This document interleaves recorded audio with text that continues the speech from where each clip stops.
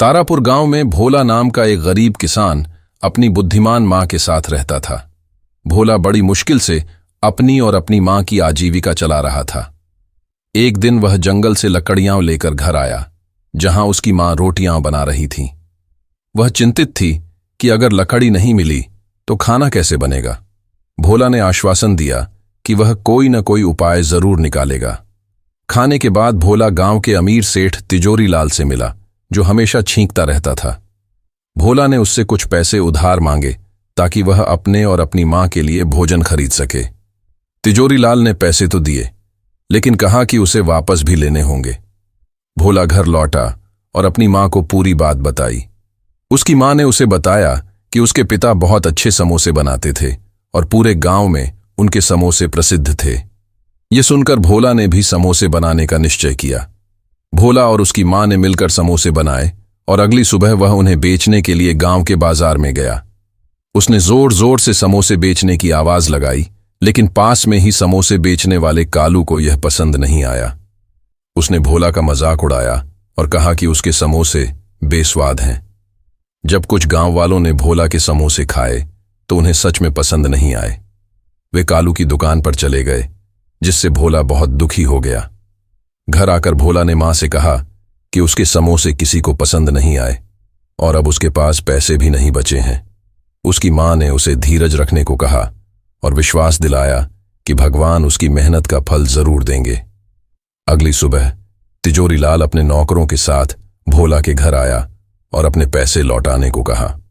भोला ने विनम्रता से बताया कि उसके समोसे नहीं बिके और जैसे ही उसके पास पैसे आएंगे वह कर्ज चुका देगा। लेकिन सेठ ने उसकी एक न सुनी और कहा कि अगर पैसे नहीं मिले तो वह उसका घर जब्त कर लेगा। भोला और उसकी मां बहुत परेशान हो गए। फिर भी भोला ने हार नहीं मानी और अपने समोसे लेकर फिर से बाजार में चला गया। वहां एक बूढ़ा आदमी आया जो बहुत भूखा था, लेकिन उसके पास पैसे नहीं थे। भोला ने खुशी खुशी उसे समोसे दे दिए। बूढ़े आदमी ने समोसे खाकर कहा कि वे बहुत स्वादिष्ट हैं और उसकी आत्मा तृप्त हो गई। भोला को यकीन नहीं हुआ कि उसके समोसे इतने स्वादिष्ट हो सकते हैं। बूढ़े आदमी ने कहा कि यह सब भोला की ईमानदारी और अच्छे दिल की वजह से हुआ है। उसने भोला को एक जादुई जड़ी बूटी दी और कहा कि जब भी वह समोसे बनाए तो इसमें यह मिलाए, इससे उसके समोसे सबसे स्वादिष्ट बनेंगे। लेकिन उसने चेतावनी दी कि अगर कोई लालची व्यक्ति इस जड़ी बूटी का उपयोग करेगा तो इसका उल्टा असर होगा। इतना कहकर बूढ़ा आदमी गायब हो गया। भोला घर गया और अपनी मां को यह बात बताई। उन्होंने फिर से समोसे बनाए और जड़ी बूटी मिलाई। इससे समोसों से बहुत ही अच्छी खुशबू आने लगी। जब भोला बाजार गया और गांव वालों को समोसे खिलाए तो सबने तारीफ की कि वे बहुत ही स्वादिष्ट हैं। देखते ही देखते उसकी दुकान पर भीड़ लग गई और उसके सारे समोसे बिक गए। जल्द ही भोला की समोसे पूरे गांव में प्रसिद्ध हो गए। वह अपनी मां के साथ आराम से जीवन बिताने लगा। दूसरी ओर कालू की दुकान पर कोई नहीं जाता था, जिससे वह जल भुन रहा था। उसने तय किया कि वह भोला को सबक सिखाएगा। रात में कालू ने चोरी से भोला की दुकान से जादुई जड़ी बूटी चुरा ली। अगली सुबह उसने अपने समोसों में यह जड़ी बूटी मिला दी और सोचा कि अब सब लोग उसी के पास आएंगे।